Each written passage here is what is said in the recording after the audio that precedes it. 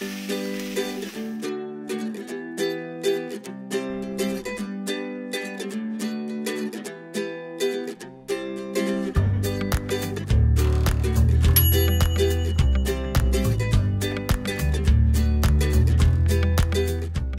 back, everyone. I have an absolutely divine meal for you today. We're going to make perfectly cooked salmon, and don't worry, it's way easier than you think, a really simple quinoa salad, and watermelon mint pops for dessert. Today, we're starting with dessert first. I have half of a watermelon here, and while I chop this up, I'm going to show you a really great way to serve it as well. This method of cutting a watermelon makes it way easier to eat. We'll just cut it in inch slices going one way, and then going the other way as well. Just be patient with this, it's definitely worth it.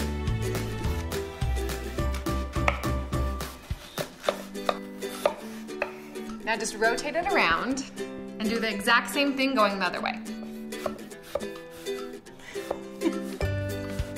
You definitely have to be stronger than the watermelon. And last one.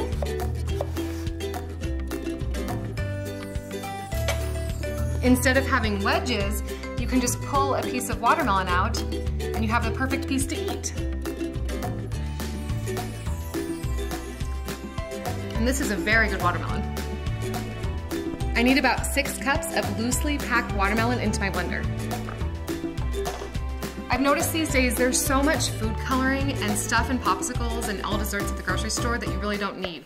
Making your own at home is cost effective, but I think it also tastes better too.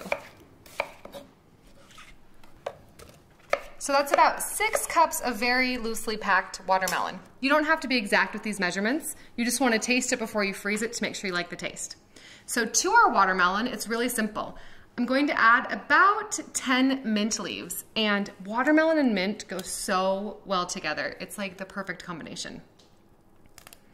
And then the juice of half a lime. Use your citrus press for this because citrus is expensive and you want to make sure you get all of the juice out of it.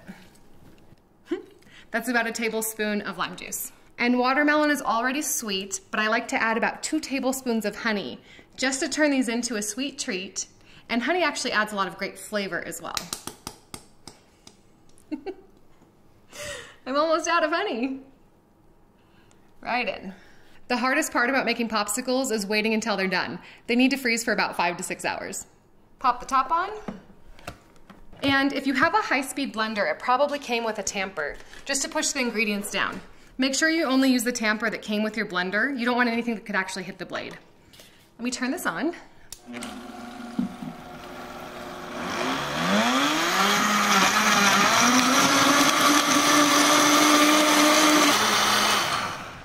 There we go, you just want to get it smooth. You can of course add any flavorings or ingredients that you want to this, you just want to make sure it's smooth. Next up, we just need to pour these into our popsicle molds. You can find these BPA-free popsicle molds at just about any kitchen store, and you can also find them online. Water expands as it freezes, so leave just a teeny little gap at the top of each of these so that they freeze perfectly. I can already smell the mint, and it smells amazing. And if you have any left, you can drink it or save it for later. Lids on. Oh yes. Into the freezer for 5 to 6 hours and we'll have perfect watermelon mint pops. Because our salmon cooks so fast, next up we're going to make our side dish. This is a really simple quinoa salad. Our salmon's the real star here, so we just need something simple for the side. Into the bottom of a bowl, 2 tablespoons of olive oil. We'll also add the juice of half of a lemon. You want about 1.5 tablespoons to 2 tablespoons of lemon juice.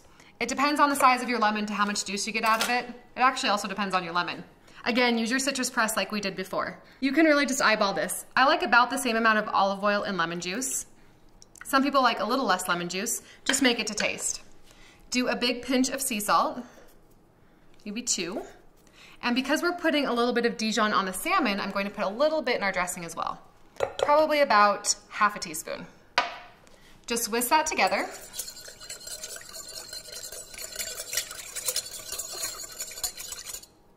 We have a very simple dressing for our salad. And to this, I'm just going to add 2 cups of cooked quinoa, and I have about 2 cups of arugula here. Arugula is a really fantastic green. It's kind of bittery in taste and it really complements the sweetness of the salmon well. I'm going to chop this up just so it's easier to eat. Whenever I make a quinoa salad, I like whatever I put in it to be pretty finely chopped. The texture of the salad just turns out a lot better. It already smells good. So 2 cups of arugula chopped. And then I'm going to add our quinoa as well. This quinoa is already cooked. Quinoa is a complete protein. It looks like a grain, but it's actually a seed, and it makes a fantastic side dish for all of your dinners. To make 2 cups of cooked quinoa, you start with 1 cup of dry quinoa. You want to rinse it first because if you don't rinse it, it will taste very bitter. After you rinse it, put it in your pot, and the ratio of water to quinoa is double the water to how much quinoa you have. But here's the trick. Because you rinse it, you want to reduce the water by about a tablespoon or 2 and you'll have perfectly cooked quinoa. Let's add our quinoa to our mixture, mix it up, and we're set to go with our side dish.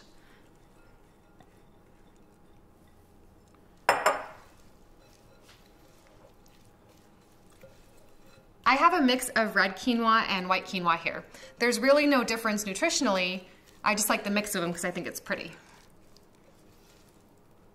All right, our side dish is done. Let's start on our salmon. Let's talk about our main event here, these beautiful pieces of salmon. For a long time, we've only taught that wild-caught salmon was healthy. However, there are new fisheries that have sustainable fish farms, and they're actually doing a really great job. A lot of farmed salmon has dye added to the food and a lot of unhealthy ingredients that are added to it, and the fish aren't treated very well. These new sustainable farms are excellent and they make really great fish. So wild salmon season is actually pretty short. If you can find fresh wild salmon, that is excellent. If not, just look for a sustainable farm. This salmon was actually never frozen either, and that's how I like my salmon, as fresh as you can get it. I have 2 pieces of king salmon here. They've never been frozen, like I mentioned, and they're both about 8 ounces. You can adjust the size of these to anything that you like. Something I want to show you about these, though, is the thickness. When we cook these, we're going to cook them under the broiler, and they actually cook very fast. When something is thinner on one side and thicker on the other side, it'll be a little uneven in cooking time. This side will cook faster. I don't mind that, but if that bothers you, you'd want to cut this in half so that you could peel this part out of the oven. The other thing that you want to look for is that it doesn't smell fishy. If it smells fishy, it's probably not going to be great. Let's get these onto my baking sheet lined with parchment paper. The parchment paper is just for easy cleanup later. I leave the skin on as well. I actually don't love to eat the skin, but I like to leave it on for cooking. So I'll get rid of this. The sauce for this is so easy. Again, the salmon's the real star here, so we don't need to put a ton of stuff on it.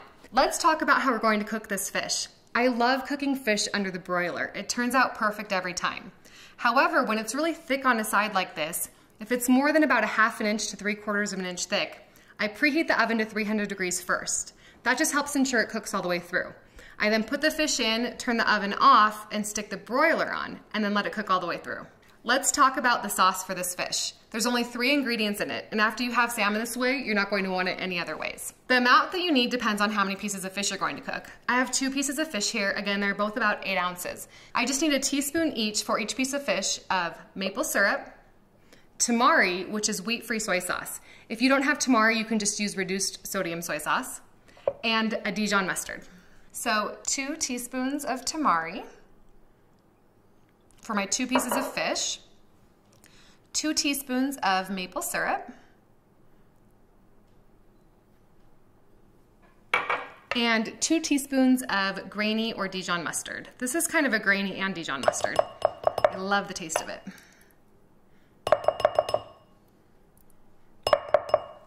Perfect. Let me just grab a whisk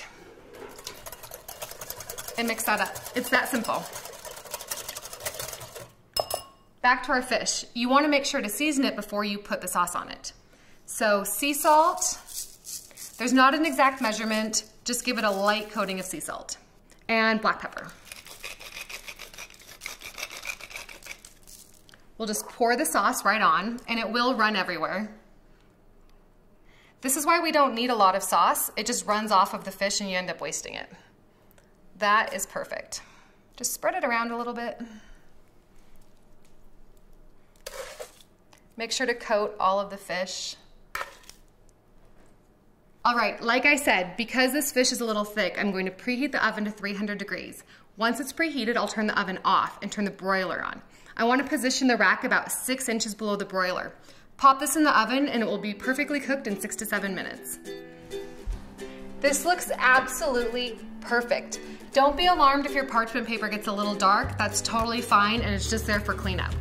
You want to watch this pretty closely because we have maple syrup in it, that's a sugar, and it can start to burn pretty quickly. But this is exactly what you want, this perfect crust. It's time to just serve this up and eat it. Let me move this out of the way and we'll plate this up. I love salmon.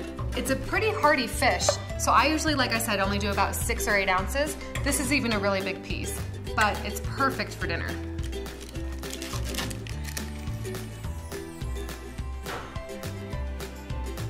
And now our quinoa. Again, this is the perfectly healthy dinner. It's also so delicious. We have our quinoa that's acting like our grain. It's also full of protein. Our greens, our healthy fat, we have everything in this dish. I also have one of my watermelon mint pops. I actually made this yesterday so I could show it to you. All you have to do is run this under lukewarm water for about 30 seconds and it pops right out. There you go. Perfect. Time to taste. This is so good. The mint and the watermelon together is absolutely perfect.